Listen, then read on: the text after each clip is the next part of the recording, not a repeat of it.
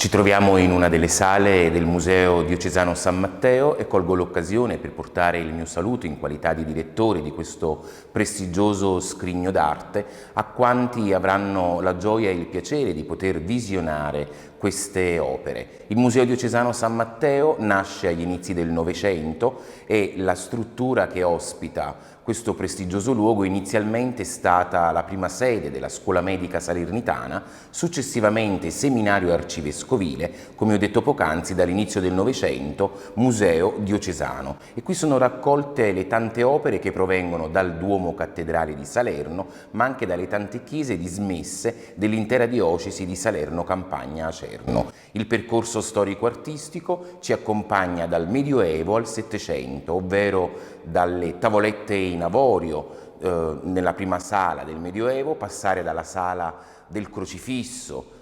dove potete ammirare alle mie spalle la sala dell'Exsultet, la sala del 400 con un Cristoforo Scacco, la sala del 500 con le opere di Andrea Sabatini, del 600 con la bellissima Giuditta Salernitana di scuola caravaggesca, per poi completare l'intero percorso con la sala del 700 nel segno dei Solimena. Ci troviamo in uno degli ambienti più prestigiosi del Museo Diocesano San Matteo, ovvero la sala degli Avori medievali. Questa è una delle sale più belle perché Salerno conserva questa collezione eburnea che è un pezzo unico al mondo. Sono circa 69 tavolette che rappresentano l'Antico e il Nuovo Testamento. Ogni tavoletta riporta due scene, ovvero un insieme di immagini che narrano appunto le storie dell'antico con la creazione, i progenitori, le storie di Abramo, di Noè, per poi passare al Nuovo Testamento con le tavolette dell'infanzia, della passione, dei miracoli di Gesù e della resurrezione. Possiamo dire che queste tavolette sono state la prima Bibbia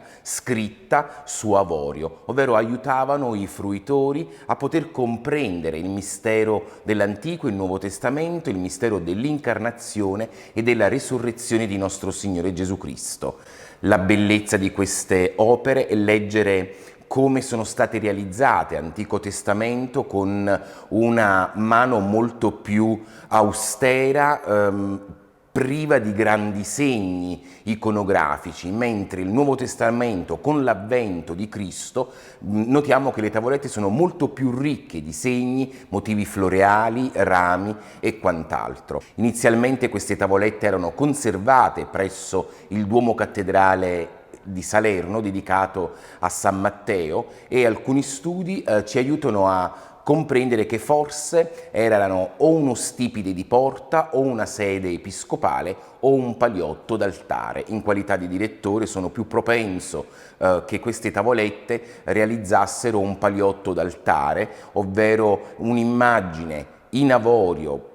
posizionata dinanzi all'altare dove venivano celebrati i divini misteri, ovvero racchiudevano tutto il grande mistero della creazione, nascita, morte, passione di nostro Signore.